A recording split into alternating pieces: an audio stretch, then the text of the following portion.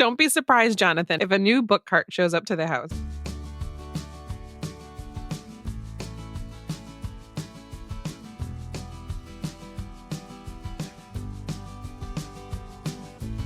Welcome to Book Talk, Etc., a podcast bound to grow your TBR.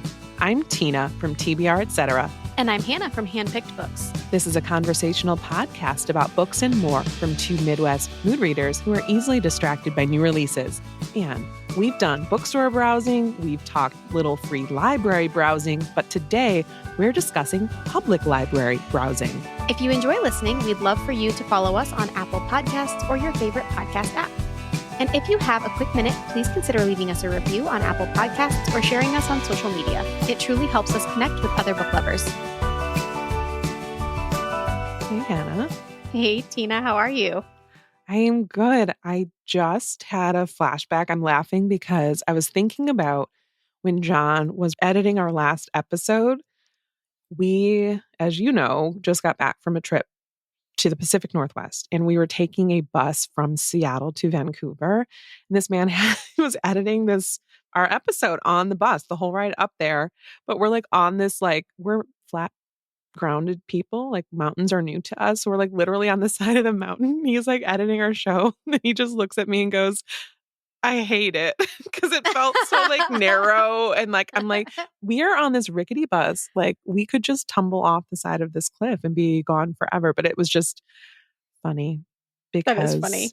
He was just editing our show. Like, yeah, this is it. So did you guys get elevation sickness? Is that what it's called? Funny you should ask. I truly, of course, at the border was Googling, what is elevation sickness? How do I know if I have it? Is this it right now? And it was not that high, I guess. It was high, but I was like, okay, you're being dramatic. But truly, I absolutely Googled that as we were sitting in customs because I was like, is that what I feel? I feel a little twinge. What's wrong with me? Yeah, I've only had it one time when I was visiting Colorado. My childhood best friend lives in a really small town, deep in the mountains. Yeah. And she's like a rafting instructor and stuff. Cool. So she lives in this really small town up in the mountains. And I think it was the furthest up I had ever been. And I had gotten there that day. And it was that evening we were hanging out just trying to watch a movie. And I was like, I really don't feel good. And she was like, oh, you have elevation sickness. Yeah. And I was like, I'm really nauseous. I have such a bad headache. And she was like, you need to chug. She was like, and I mean chug 40 ounces of water right now and then take this. And she just gave me some ibuprofen. Oh. But she was like, you need to check, when you're pregnant and you have to do that glucose test and you have to drink it within a certain amount of time. That's what she made me do. You must. 40 ounces of water. Yeah. And it worked. Oh. Did it work though? Okay. It worked. Uh-huh. Well, I started feeling tingling. I'm like, is my throat closing? But then of course it's my silly brain saying oh yeah, something's up here. It. Yeah. Anyway, we got there fine. We are back, ready to go. I'm excited to record. I feel like I haven't talked to you in forever just because I've had so many experiences since then, but it's only really been a week. It's good to get out there and experience real life every once in a while, but it's also nice to be back. To be back on the mic, back in my basement with the spiders, but yes. All right, I'm going to tell you about my loving lately because it was something that I learned about on my trip. We were out to dinner and one of my former colleagues was talking about this. And I knew immediately as soon as she mentioned it that it was going to be a loving lately. It's called Atlas Obscura and it is a web-based guidebook. Have you heard of this?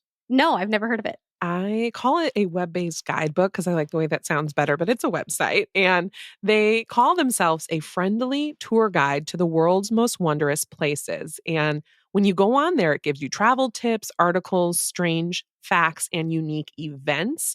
And when you log in, it asks you, do you want to share your location? And you can.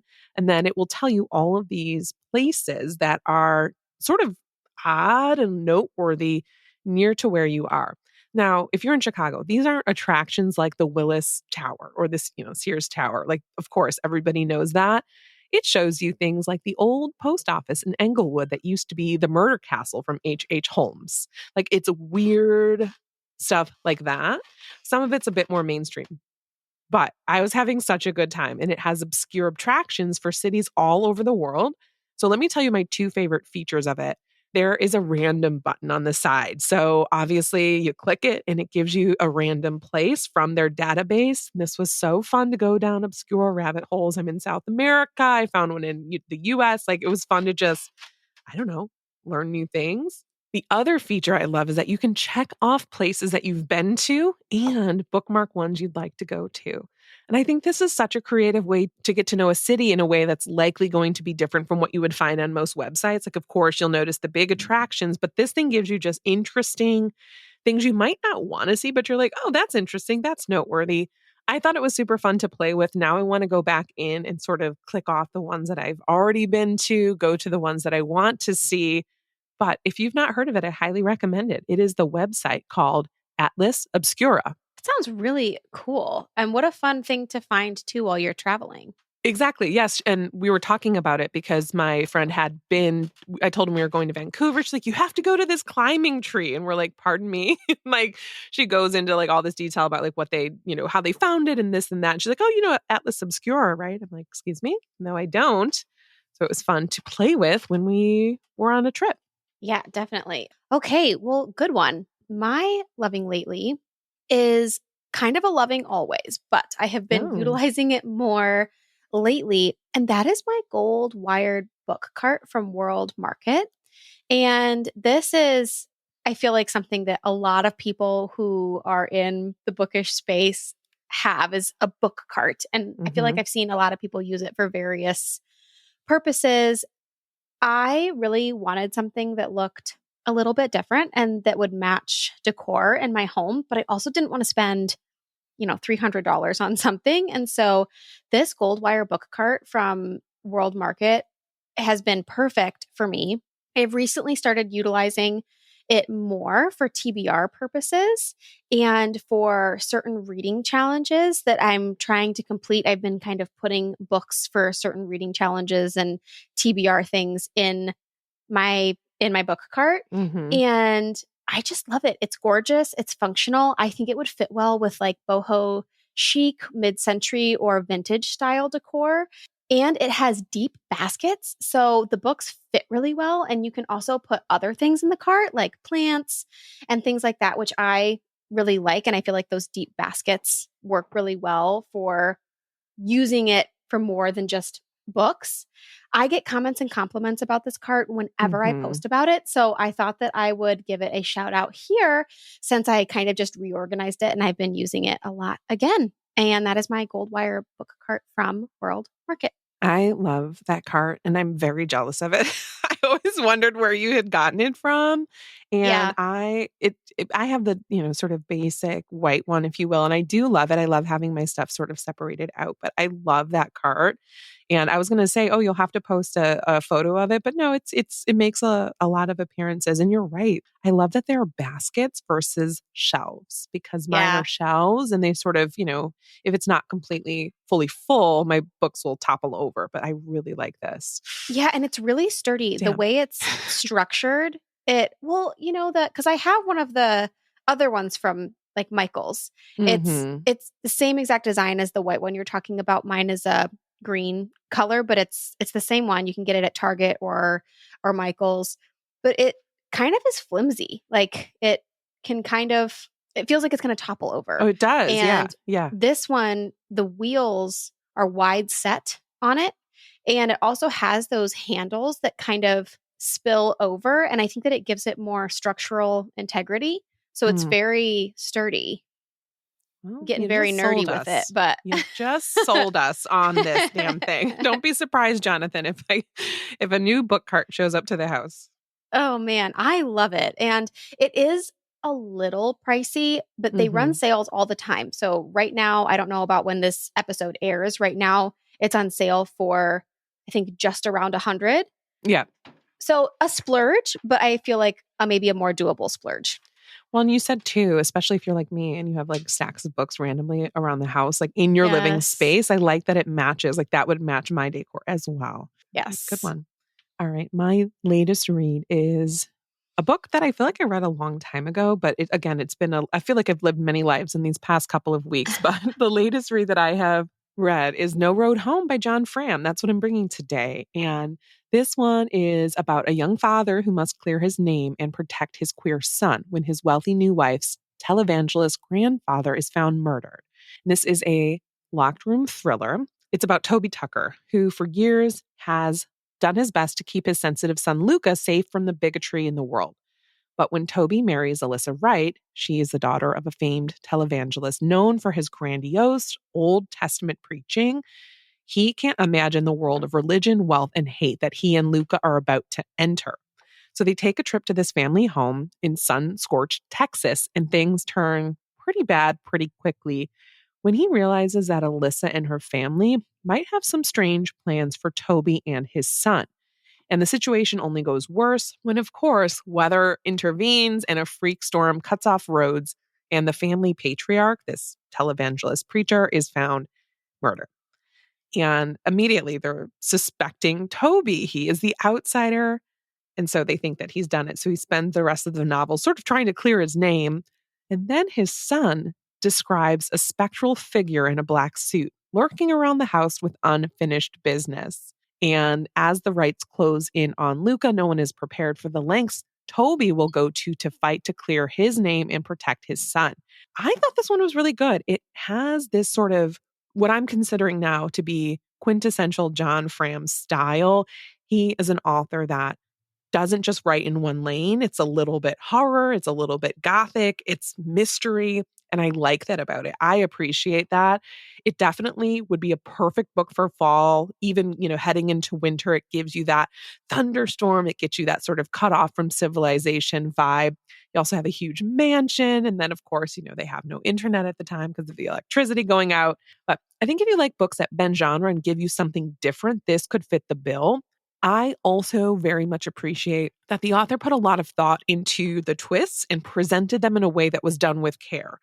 I think a lot of authors in this space sort of just throw everything to the wall to see what sticks. And I felt like some of the twists that he chose to include here could have been poorly done, but were not. In fact, I've seen things poorly done by other authors, and I think John did a good job with this. I will say there was a lot going on. I started it on audio and immediately was like, okay, you're going to need to see these names in print because there are a lot of family members.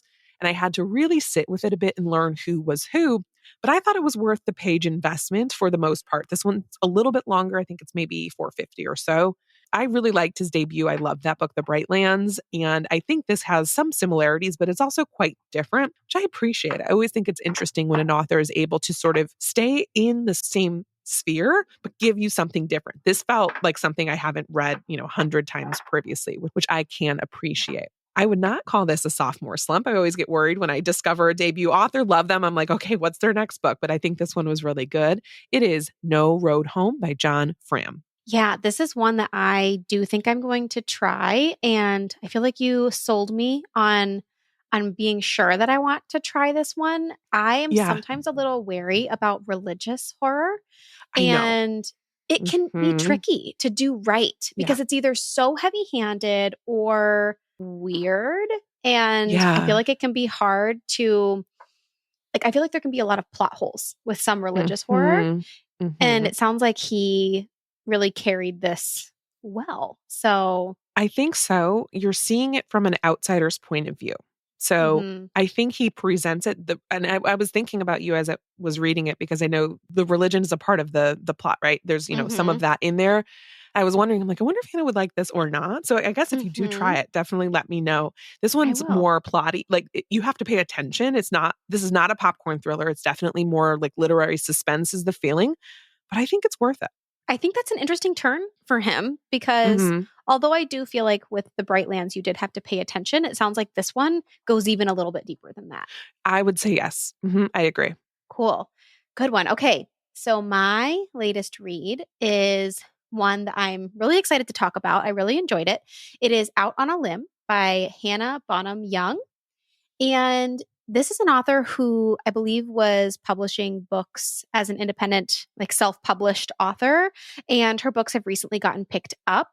And I'm really happy, although I like the indie covers better than the Mm. traditionally published covers. So, Yeah.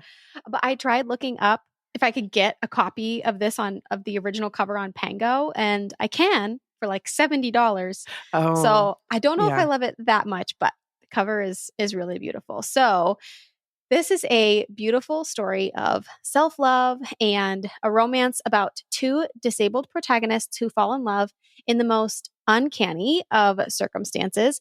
One Halloween night, Wynn has a one-night stand with handsome Beau.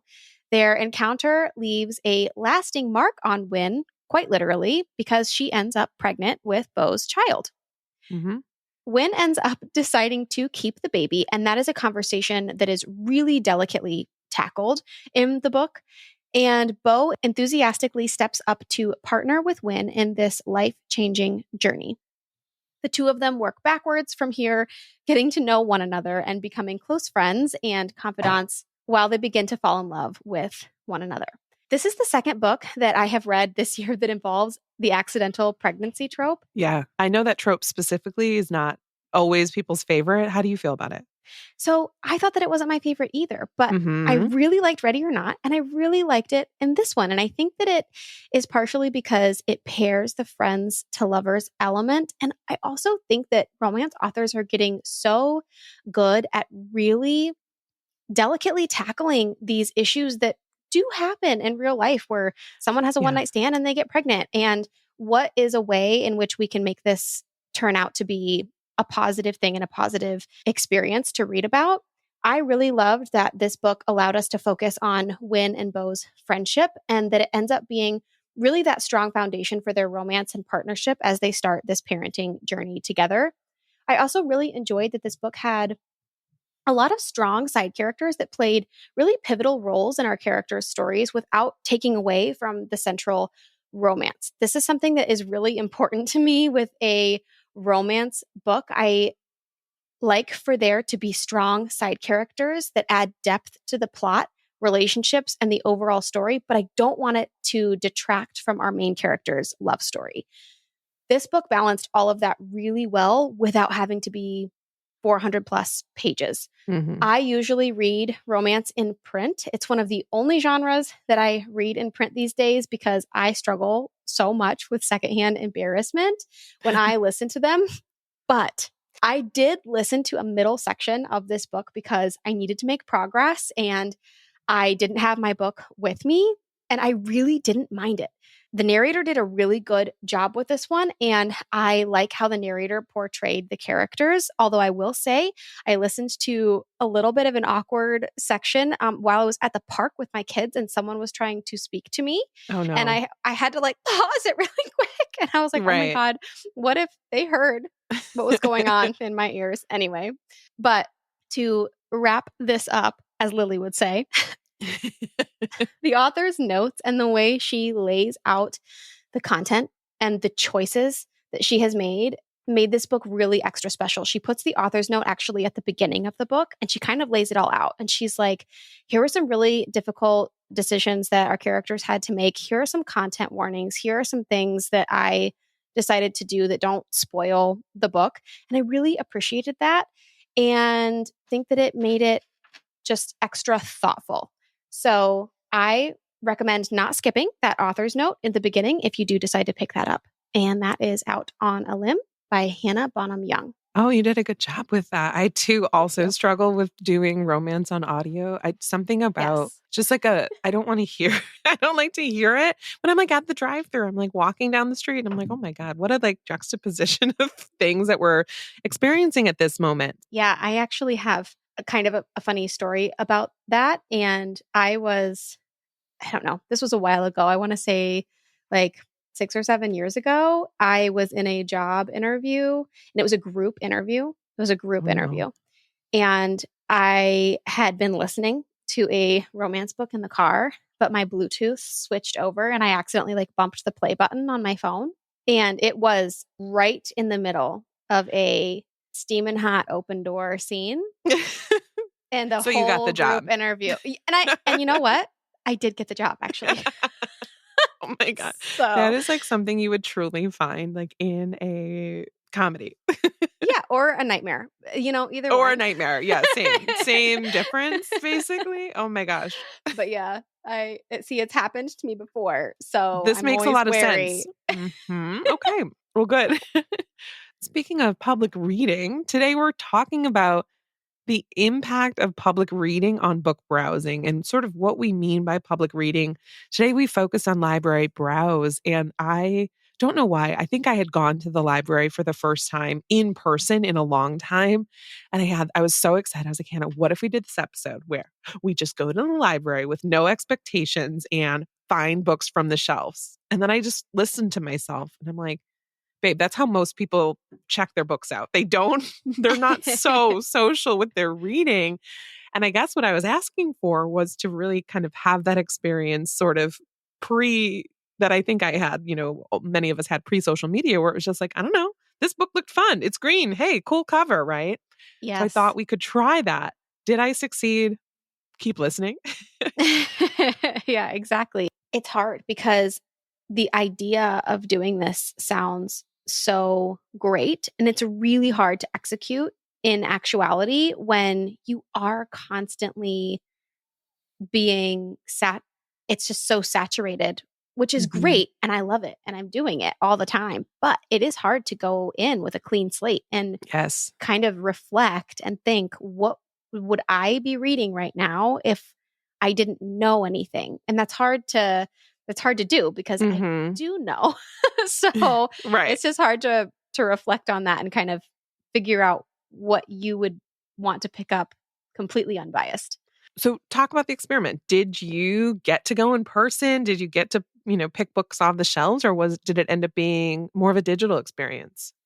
Yeah, so I did want to go and browse the library physically in person. I have a really beautiful public library downtown that's in walking distance from my office, and I do go into my office once a week. So I was able to walk and browse. I also did browse digitally. So the books that I brought, I did one that I found physically and then I did one that I found digitally, and that was kind of one of the other things that I wanted to talk about is the benefits to browsing books in person and browsing books digitally on our phones Mhm. or on our computers, because I do think that there are pros and cons of each. And I think both of Mhm. us do it online more. And so, yeah, I was going to ask you the same question. Did you do any physical browsing, and kind of what your takeaway was from browsing books physically if you did that to doing it digitally on your phone? Yes. So when I had crafted this, I thought, oh, I'm going to walk in, I'm going to be by myself. It's going to be this glorious experience. And I did not have that, unfortunately. I did browse though when I had story time. We were at the library for that. And I was, looking at books when my kids were sort of in the kids area. So I didn't quite get to immerse myself in the shelves as I would have. I did both though. So I was at the library. I did look in my favorite spots.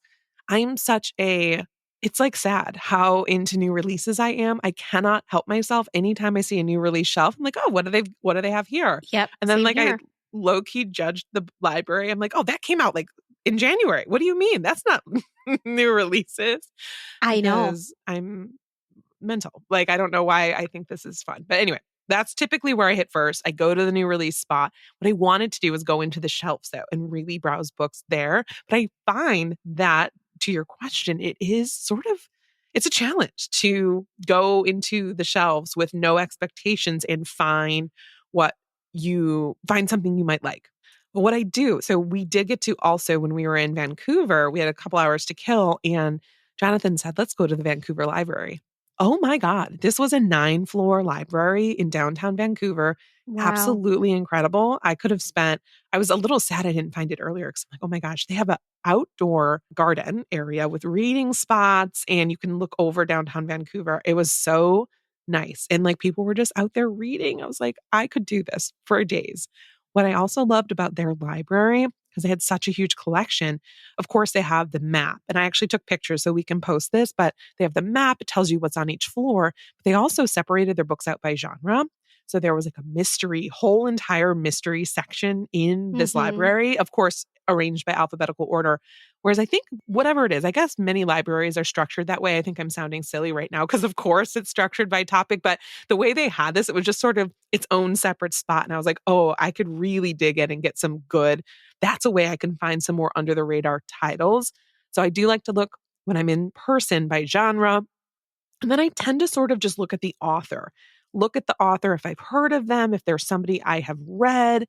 I think, though, that's a great way to see if your favorites have written other books because I tend to not look Hmm. back at their backlist. But sometimes I'm like, oh, this person has a huge shelf here. Like, what else have they written?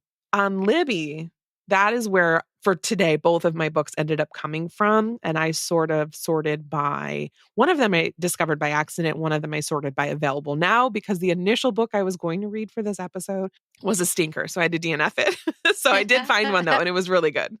Yeah, sometimes they just don't work out, and that's okay. It is kind of tricky when you're reading them for an episode like this, and it's like, Yes. oh, well, gotta find another one. Gotta find another one. Yeah, not a But winner. yeah, I feel like to your point, the obvious pro of going in person is the experience.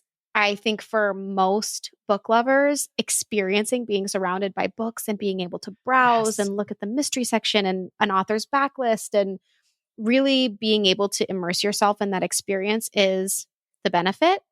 I do think that the biggest con here is the allure of display tables, which, again, Oh, to your point, I'm sorry, like I just can't pass them by. The new release mm-mm, section, I'm mhm. judging the way the tables are set up. Do they have the right books in I here? know. Are they, like I'm almost rearranging them in my head, or I would have done Yeah, this or right? that. Oh my And that God. can be distracting for me. And as someone who is easily influenced when it comes to bookish things, that's very distracting. I almost always pick up something from one of those display tables or from the new book racks. But if you are willing to shop around the shelves, like you mentioned, you can still find those hidden gems. And I think that's actually one of the best ways to find those Mhm. hidden gems that are outside of mainstream popularity. I think the main pro of online shopping or using Libby in this case is the level of access that you have, Yes. especially if you have more than one library listed in the Libby app. There's just so much that you can explore where libraries are more curated. Shopping online is way more vast and it can be a pro and a con for sure. But I think in our case, it's more of a pro. Yes. And one thing too I like about looking in person is that obviously you can pick it up. You can look inside. You can see the structure. You can see the print. Like how thick is it? What does it look like? Sometimes there's drawings. Or if it's like a multimedia book, you Mm-hmm. can see, oh, there's podcasts incorporated here. I never pay attention to length when I get books on Libby ever. Like if I hear a book, I'm like, oh, great, perfect. Or even Hoopla. I don't look at the length typically. And then sometimes I'm like, oh, this is a bigger book than I would have expected. Whereas, of course, if I'm looking at it in print, I'm like, oh, this is chunky. So that could be a deterrent or a selling point, depending on what it is you want. If you want a quick read, if you want something that's a little bit longer, I guess it just depends. Oh, that is interesting. Yeah. I think the deception can go both ways too. One of the books that I had originally picked for this episode, I didn't end up reading it. It looked like a normal, maybe like 250, 300-page book. But then I was looking at the audio on Libby to listen along, and it was only like 3 hours on audio. Yes. And Yes. I was like, what? And then I opened up the book, which I should have done beforehand. Not that it changes, me picking it up or not. But the font was really big and the margins were really wide. And I was like, oh, no wonder it's such a short book. It's it's deceptively long. It's not actually that long. Hmm. So that is an interesting point. I do pay attention to length on Do you? audio. Hmm. Yeah, Oh, on audio, yes. yeah, it's harder on Kindle, but audio, like if I see that it's 18 hours, I'm like, Yeah. maybe, Maybe. How maybe. is it a real robust 18 or what are we talking here? Is there multiple Right. narrators? I don't know. So something you had mentioned when we were creating this episode, you wanted to talk a bit about how the constant stream of book recommendations on social media has influenced our book choices. And I do love keeping up with buzzy books. And you had asked, is that mostly positive? And I think it is mostly a net positive. In some ways, it's been really great. So, what I'm specifically talking about for our Patreon newsletter, each week I craft our new release list of books that are coming out Hmm. that Tuesday. I also do those new release Tuesday videos that I share on social media. And by and large, it's been a really positive experience. I love keeping up with the hype. I can tell you, like, okay, I know when this book came out. It also has helped me because I sometimes sell myself on a book. I find that sometimes I'm really good at recognizing covers, but then, of course, if I'm sharing it with you all, I have to look at the synopsis and try and distill that into one or two sentences. And sometimes I end up selling myself on it. So, for Yes. example, Allow Me to Introduce Myself by Agni Wabanelli. I loved, and I was not, I don't know if I would have grabbed it, but I was like, oh, I know what this is. This sounds interesting. I also sold myself on Long Island by Colm Tobin because I was like, oh, this sounds really juicy. And I would never have considered it, had I not really paid attention. In bad ways, my stuff, I don't read nearly as under the radar sort of hidden gems. I don't find as many of those. And I would like to find more. I do have two today, though. So I think that's exciting. How about how does social media for you kind of influence your book choices? Yeah, I think for me, as someone who is in kind of a perpetual state of identity crisis, hello, fellow Enneagram 4s out there. If you are listening, you get it. But it can be really hard for me to figure out the difference between what I want and what I want to want. And I feel like Mm, that is just something I've always struggled with. I mean, even pre podcast, pre social media, but I think it's been kind of enhanced and highlighted since then. Even with this library browse episode, I was trying to find non buzzy books, but in trying to find those hidden gems, I lost my focus on also finding books that I really wanted to read. And so that was, I'm kind of glad that I got this experience because it did make me reflect more on, okay, I need to figure out that balance between finding hidden gems and new releases, but also finding that intersection of just what I really want to read and what sounds interesting to me.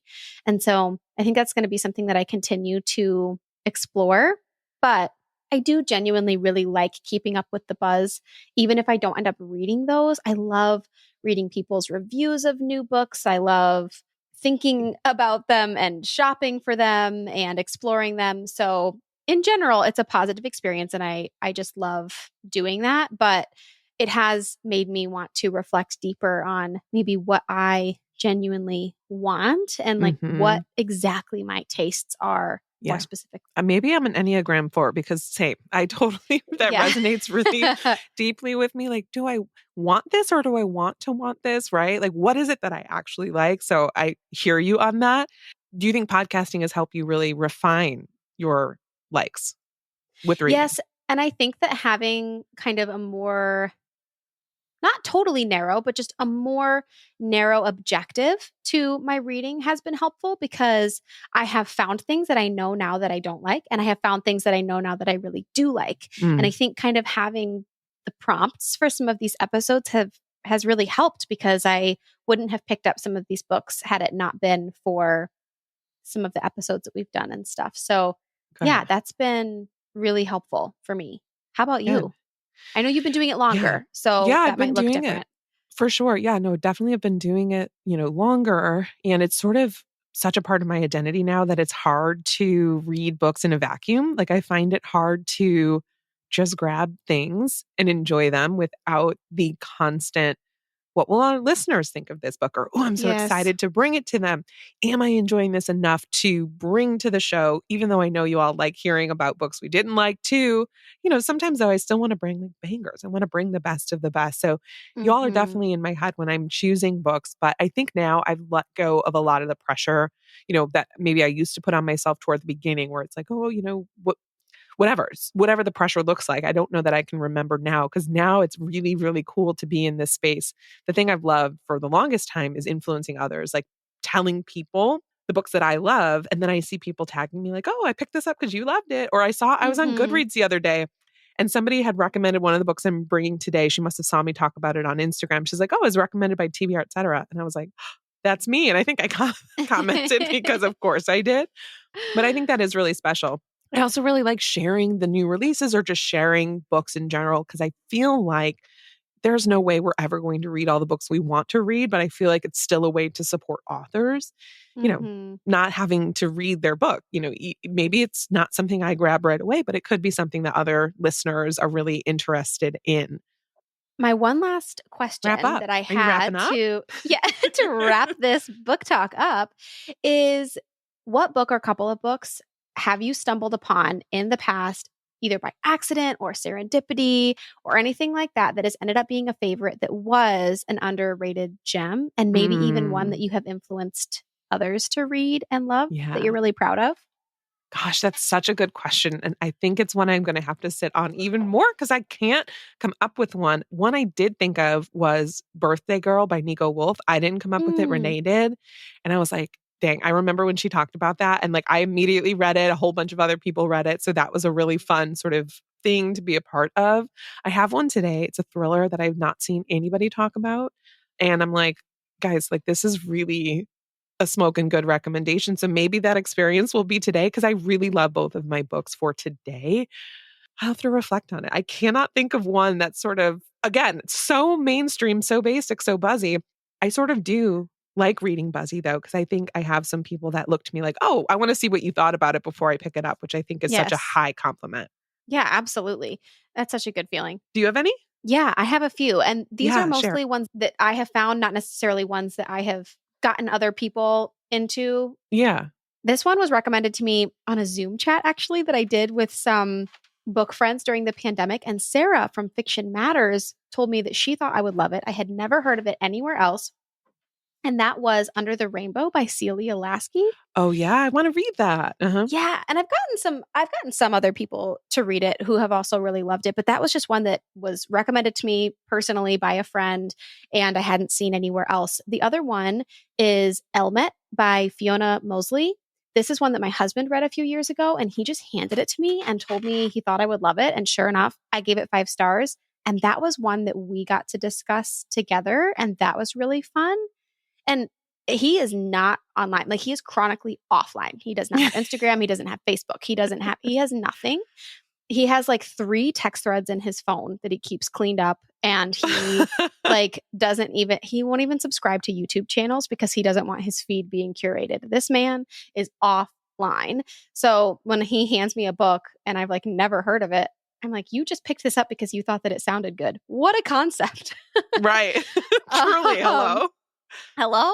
And then the one last one that I wanted to bring is Age of Miracles by Karen Thompson Walker, which is one that I randomly found while library browsing on Libby. I want to say back in 2017 or 18. It would have been 18 because I remember my daughter was newborn and I listened to this one in the car while she was napping a lot. Yeah. And it was a while ago, but I do remember that I found this by random chance. It was a post apocalyptic book.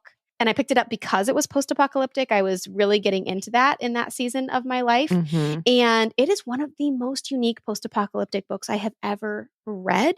The concept of it was really interesting. It's a world where the earth slowly starts turning slower and slower and slower, and that impacts farming Yeah. and, Oh, I can yeah, imagine. it, Yeah. it impacts everything. I thought that was really interesting. It is YA, but I still thought that it was very poignant and offered a really creative perspective on the genre. So those were 3 that I found just by chance that I still to this day consider favorites of mine. Oh my gosh. Again, like that was it's so pathetic. This was my concept. Go to the library, pick up books that just sound good based on the synopsis. Like a part of me loves being chronically online, but then I hear your husband's experience. I'm like, wow, what would that be like? I'll never know. We'll never know. Does he subscribe to our podcast? He has listened to a couple of episodes, yes, but on like our website, not Uh, like no. Yeah. oh dear. But he also Okay. Well, never listens to anything. Like, he is very supportive, and sometimes he'll like bring up things that I've mentioned on yeah. the podcast and I'll be like, Yeah. "Have you listened?" Yeah. Yeah. Yeah. But he doesn't subscribe to Okay. anything. He just Well, doesn't. I that's know. all right. It's like a He's thing. he's his own person, huh? He sure is, and I'm Can't not relate. that. Yeah. All right. Well, I'll start by sharing one of my first books that I discovered. This was the one I just finished this morning. I discovered it by going on Libby and sorted by available now. And I have to tell you, what really got me is the first sentence of the blurb because it has 3 elements that I can't turn down: a scandalous courtship, a catastrophic honeymoon, and the Titanic. So, my book is called The Second Mrs. Astor by Shanna Abe.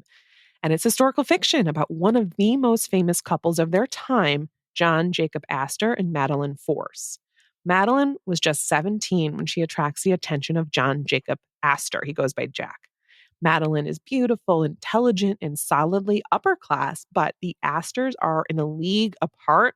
Jack's mother was the Mrs. Astor, American royalty and New York's most famous and formidable socialite. Jack is dashing and industrious. He's a war hero, he's an inventor, and a businessman. Despite their 29-year age difference and the scandal of Jack's recent divorce, Madeline falls headlong into love and becomes the press's favorite target. They're taking a honeymoon. They start in Egypt and they finally find some peace there because there's not as many photographers and journalists because they have just been beating her up. And then they find out she's pregnant. They're super excited. Then they plan to return home in the spring of 1812 aboard an opulent new ocean liner, the Titanic. That's where I'll leave it. Okay. And you know immediately that she survives and you know that he doesn't because the entire book is told. I shouldn't say the entire book, but the beginning of the structure and many elements throughout are through journal entries that Madeline is writing to their son when he's a brand new baby. Because she wanted to capture those memories of his father for him because he doesn't make it off the boat. And this book focuses a lot on Madeline as a person and their travels. So if you know the Astors, I knew nothing about them. I didn't need it really because you're really focused on Madeline and who she is. She comes into being a debutante and then, they get married and this and that. You have the wedding and then you have the honeymoon and then you're definitely solidly on the Titanic. I would have been very mad if I got to this book and it was like one chapter in the Titanic. You definitely are traveling. I really appreciated that. I like books set on boats. So just know that that's more of the focus versus this very powerful family. But you can tell that the author did a ton of research and she shares some of her resources in the afterword. So if you like that, you'll definitely have more reading to do. And it's one of those books that I love that made me want to do a lot of Googling. I'm like, who's real? What happened to her after this? What's going on? Who are all these people, right? And I found out that Madeline was a character in Titanic, the movie from 1997. Like she was portrayed. I'm sure her husband was as well. And so now I'm like, well, now I have to go rewatch that movie. I loved it. I must have seen it 10 times when I was younger. And I think this really worked for me very much. If you like historical fiction, stories that are emotional and that are about real people, you'll like this. I will say I was had a lot going on this week. And it was so nice to pick this book up and sort of get lost in the early 1900s in the US and then on a boat and then in Egypt. Like it was very immersive. I really liked it. It's The Second Mrs. Astor by Shanna Abe. I had never heard of this. You had mentioned it to me that you were reading it the other day, and you did a really great job selling that story. It sounds really good. And I know you and I have both mentioned that we really want to read more historical fiction. So Yes. well done. And you liked it. I was pumped I don't know. And I have to say a good thing that I picked this up on Libby and didn't just judge it by its cover because the cover didn't do anything specifically for me, but it says The Second Mrs. Astor, a novel of the Titanic. And that's what said, oh, okay, tell me more. And then I was like, wait, and there's a love story and there's drama? Sign me up. I mean, more drama than the sinking ship. What did you find for us on your library browse? Okay, so I was browsing the mystery section. And Which my library also all has libraries a thriller have. mystery section. No, Tina, it's okay. You're too hard on yourself. Not all libraries have Okay. this, right? I don't know. It's not all. I don't Who know. knows? I don't think I had ever noticed it in this way where it was like set apart, right? Sort of like a bookstore, Yeah. and it wasn't just mystery. It was fantasy, had other sections as Oh. well. Okay. Yeah, I'm sure there are other libraries that do it differently, but mine did have a mystery thriller section. And I've been wanting to try more mysteries, not just thrillers, but actual mysteries. I am determined to find one that I like. And I think I'm getting closer. So I know this author is beloved and has been brought to the show before, but this particular book has not. And that is The Craftsman by Sharon Bolton. Have you read this one, Tina? No, I've not read this one. It's one of her standalones, I think, right? Oh, it is a series. Sorry. It's confusing because like Goodreads and Storygraph say that it's number one. Yeah. But then when I look at the synopsis and when I looked into this book more, the blurbs say a great standalone from Got it. Sharon Okay. Bolton, or this is one of her standalones. And so maybe she decided later to make it a series before, and the standalone comments are from Got it. before she maybe was going to make it a Okay. series. I don't know. But it definitely acts as a standalone or at least a book one. There you go. So this is a backlist title from a popular British mystery writer. It is about Detective Florence, or Flossie Lovelady, who 30 years ago cracked a high profile case involving the horrific murder of children who were buried alive. And pretty rough and dark. It's not super graphic on the page, but it is discussed. So that is definitely something to keep in mind before deciding to pick this book up. Her conviction of the coffin maker, Larry Grassbrook, made her career.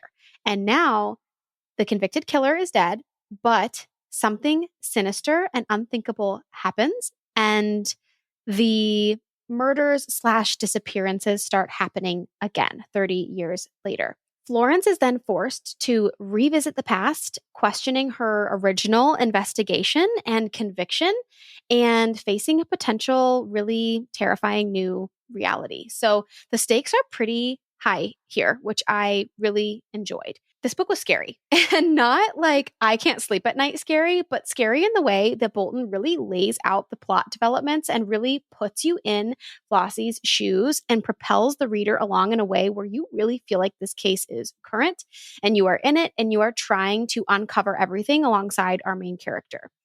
There is also a development around the 30% mark that really gave things a fun twist.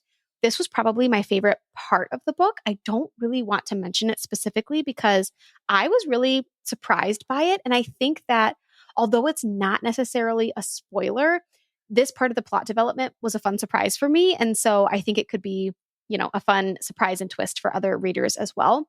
Ultimately, this mystery was a very slow burn. It's pretty long, 450-ish pages, but the journey through the case definitely kept me wrapped and engaged, and I really enjoyed Sharon Bolton's narrative voice. I think she's a great writer. My complaint is that there is a choice that the author makes at the beginning that makes you feel like there's a lack of tension in the first half of the book, paired with an ending that did have me rolling my eyes a little bit. I was pretty disappointed with how kind of typical the ending was for this one. And I wish that she had maybe found another way to keep the tension at the beginning and surprise us towards the end. I know that's hard to do. And I certainly couldn't write a book like this, but I think that this is just my main frustration with mystery books Mm-hmm. in general. And I realize that there are probably a lot of mystery readers out there who think, well, it's more about the journey and how the author sets things up that makes it a smart mystery. But I'm not super well versed in the art of murder mystery. And so I feel like I don't know what to look for or how to rate them. Do I rate it based on how disappointed I was in the ending? Or do I rate it based on the fact that this was scary? It was immersive. She did a really great job having me question things throughout. The writing was good. So it's hard because an unoriginal ending can make or break a book, but at the same time, I really enjoyed 80% of this. So, yeah, that's kind of my Mm-hmm. conflict that I'm having with this one. And if you are a mystery reader, I would love to hear your thoughts on this. I'm still determined to continue to read more within this genre and hopefully figure out more of what I like and don't like. I don't want to give up on mysteries, but all that to say, I thought this one was scary and well written. Didn't love the conclusion, but it did make me want to go back and rewatch all of those episodes of NCIS and get caught up on True Mm-hmm. Detective. So I will give it that. And that was The Craftsman by Sharon Bolton. Yeah. So there's a net positive. I think it's tricky when you're reviewing, rating, what have you, mystery thrillers, because sometimes I really like the experience of reading it. And then the ending, I'm like, come on, man. And not to say that that's what happened here, Mm-hmm. but especially in this genre, that happens to me often. Or the reverse can happen where I'm like, okay, plotting. Holy cow, what a great resolution. So I think it's tricky to strike that balance. And I don't actually love police procedurals, which I'm not sure if this is considered one, but those She's a Yeah, so sort detective. of Yeah. those books in Mhm. general for me are typically not my bread and butter. I like them. I did like Sharon Bolton's writing. I think I've read her twice now. And I really like her. I know Renee is a big Mhm. fan of her writing. So one of those things, you'll just maybe keep trying to read in the genre and you'll find sort of be able to refine your taste if you want to. If not, you know. Yeah, and maybe that is a good point about the detective element or the police procedural element because I've also tried ton of French Mm, and yeah. I thought it was fine. Not to my taste either. I personally found her stories a little bit dull, although I say stories. I've only read one. I only read In the Woods. But I did like The Violin Conspiracy by Brandon Slocum, which Yeah. was a That one was mystery, not good. a thriller, and it didn't follow a detective. It was a really original story that I really enjoyed. I think I gave it 4 stars. So you might be onto Maybe, something. maybe, might be. All right. What was your next pick? My next pick is the one that I think is awesome. And this is a psychological thriller called A Secret Worth Keeping by Drew Strickland. I love this book so much. I found it on Hoopla. That was sort of what where I grabbed it. I also noticed that it is on Kindle Unlimited. So just sort of keep that in Nice. mind if you've got that. You have Joel and Stella, and it's a trip they've been dreaming about: fresh air, quiet time in the woods, and no work to distract them from each other. Being a new couple, they don't waste any time with their first full weekend away together. And at first, things are steamy, and I'm like, is this like one of those romantic, dark romance? It's Thrillers. not. It's not. Yeah. Is this a romantic thriller? Because you know me. I'm like, get out of the bed. Let me see what's going on. So, no, it doesn't stay there too long because they're perfect. I'm laughing because this is so absurd. Their perfect getaway turns into a nightmare when an accident occurs and they find a dead woman lying outside their cabin. Clearly, obviously, they have to call the police, but what Joel reveals to Stella makes her understand that there's no way they can get the authorities involved. And Stella has no other choice than to go along with Joel's plans to hide the body, realizing now that she never really knew the man that she's sharing a bed with. Because what? Is there more that Joel's not telling her? And what if he figures out that she doesn't trust him anymore? Most of all, what is the secret? What's he hiding? I thought this was so fun. It amused me that they were going to have to hide this body on romantic vacation. And then I was prepping for this episode and I, typically write my notes here, there, everywhere. I opened my notes on Bookmori to see what I had written. And literally all I wrote was, I love these two ding dongs. Like, it's one of those books where things just keep getting worse and worse for the characters, but you cannot turn away because you're desperate to know how it works out. This was a true popcorn thriller. I read it in an afternoon and it was so easy to binge. I got lost in this book. I was like, I read it in one day. It's only like maybe 4 or 5 hours on audio, so not a terribly huge investment. And I will say I read it about a month ago and I still remember just about everything about it. So I think that says something. It is super under the radar. It only has 517 ratings, which is criminal. I want y'all to read this one. It was such a good, entertaining read. And if you like this, he also has 20 something other books published. So there's plenty more where this came from. Nice. I also highly recommend the audio. It's a full cast or, multiple narrators. So definitely keep that in mind. There's twists, there's turns. It reminded me of a very popular thriller, but I'm not going to tell you which because it would be a spoiler and I'm conscientious. But if you're a psychological thriller fan, give this a shot. It's A Secret Worth Keeping by Drew Strickland. Good one. I just think it's so fun to find a entertaining, Mm. not want to throw the book against the wall popcorn I thriller. know. I It's hope so people great. wouldn't. But I was like, what the hell is going on here? I Yeah. was like driving around. It was when we were prepping for our little free library episode. And I found myself wanting to drive more and more and find more libraries because I wanted to keep listening. Always a good experience.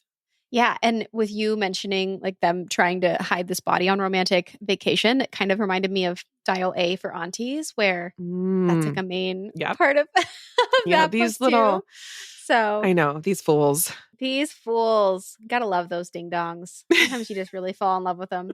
I know. Also, I wanted to mention the first book that you brought, The Second Mrs. Astor, is also available on Kindle Unlimited. Oh, So two KU KU picks that Rex. How you about brought that? unknowingly. Didn't mean it, Yeah. but there you go. I have Kindle Unlimited and I'm always looking for other books to read on my Kindle. So good to keep in mind. Good to keep in mind. My next book is Terrace Story by Hilary Lecter. Okay. Have you ever heard of this one? I don't think so. Mm-mm. Okay. So I had only ever, I found it when I was browsing through Available Now on audio on Oh, Libby. hmm. And I hadn't heard anyone else talk about it except for Max from Well Done Books. Yes. He's also been reviewing books online for a really long time. He used to be on YouTube, now does more TikTok and Instagram, but he reviews a lot of literary fiction. And I did remember when I saw this, sometimes it piques your memory a little bit. I was like, I do remember Max talking about this, and I'm pretty sure he liked it a while back, but I haven't heard anyone else talk about it. And it sounds really good. So this book is about Annie, Edward, and their young daughter, Rose. Well, I guess I shouldn't say it's about them. It starts off with these three characters who are struggling with cramped quarters until a mysterious terrace materializes in their closet. And this unexpected oasis is linked to their friend Stephanie, who becomes this catalyst for their life and for the book overall, altering the events. Their world unravels, and the novel explores themes of loss, love, and the enduring power of human connection across time and space in four interconnected stories.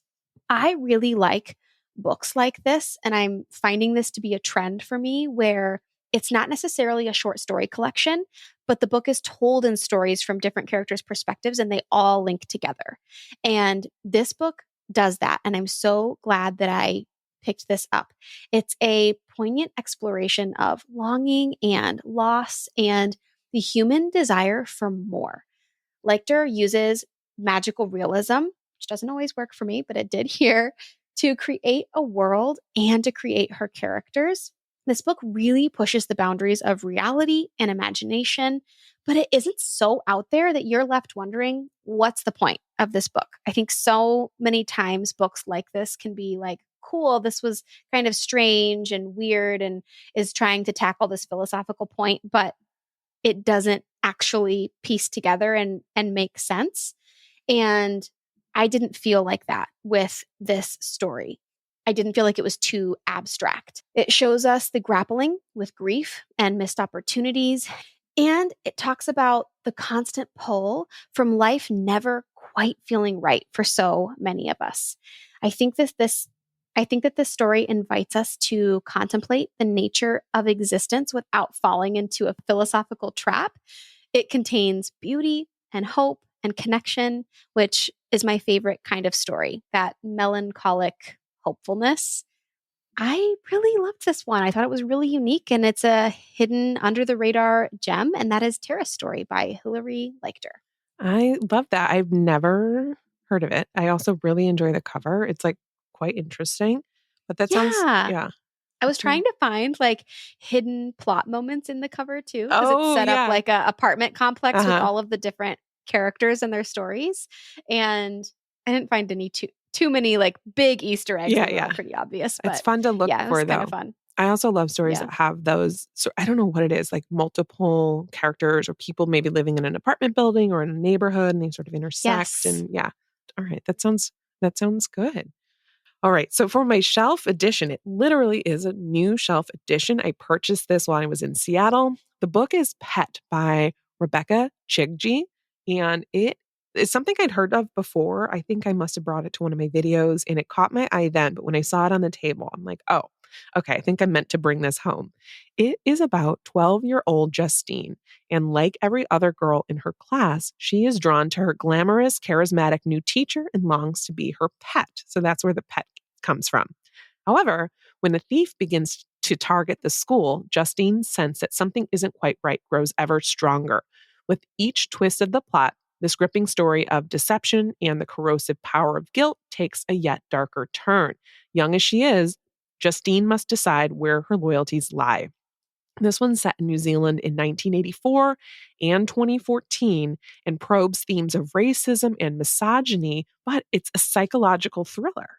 Very curious about that. This one is from New Zealand. It's also from Europa editions. And I think that's sort of a bit of what's attracting me to it. It sounds like this very haunting book. And I want to know what happens. What's the darker turn I'm about to encounter? I will have to report back. This book is Pet by Rebecca Chigji. That last name sounds like chuggy. Chugi. The word chuggy. Chigji. Chigji. It's I just hard kept to thinking say. of it when you said that. It is hard to It's say. Chugi. But that one sounds really good. The cover is also really pretty on that I know one too. it's turquoise, which is always my favorite. Yeah. And I really like books from that publisher typically. So this one's very under the radar. I can't find it on Goodreads. But it's there somewhere, I'm sure. I just, Goodreads in their search function. Oh, it's so rough. It's really rough. You'll like literally put in, it'll like show up and then you'll put in the second word that's in the title and then it'll disappear. Okay. So my shelf edition literally just showed up on my doorstep today.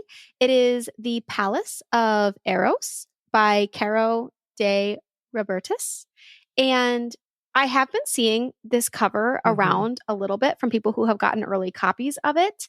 And it is from the author who wrote Cantoras, which from my understanding, I'm picturing the cover and what that book was about. I think that was more literary. And I do think that this one has a little bit more of a commercial appeal. It is a mythological retelling in the vein of Madeline Miller. She blurbed this book, and it says that it retells the legendary story of Psyche and Eros with a shocking and submersive twist. The blurbs on the back say that this is sexy, fiery, and a nerdy Greek retelling written for all of us.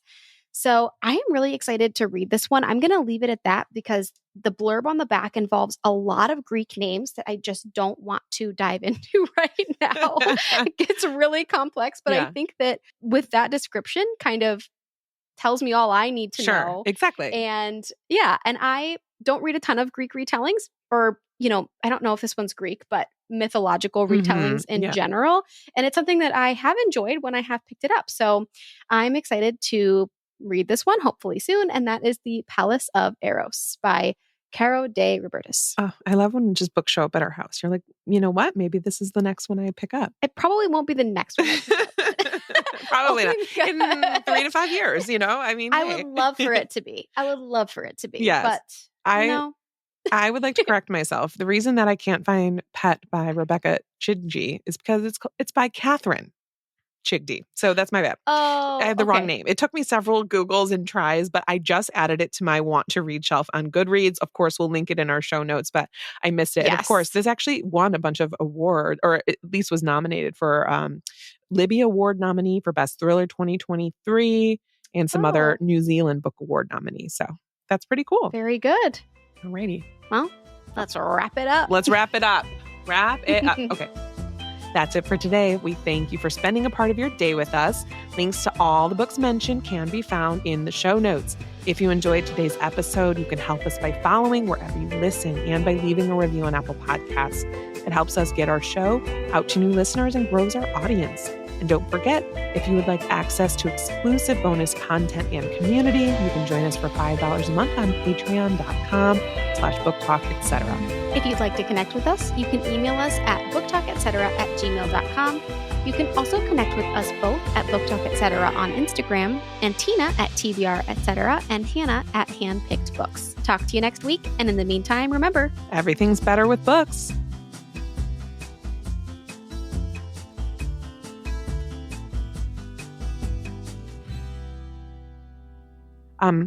Breaking news. John just sent this. Multiple arrests made in connection to Matthew Perry's death. What? Yeah. I'm like reading it quickly. I'm like texting my friend right now. I know. At least one person was arrested. Federal prosecutors are expected to unseal an indictment later in the day detailing the allegations against this person. We don't unnamed person right now. That makes me so mad though. I know. Especially because everybody was like, well, he did have a drug problem. I know. And if he wasn't Matthew Perry, I'm sure it would have been written off as, Yep. Oh, boy. Wow. Well, we'll have to see.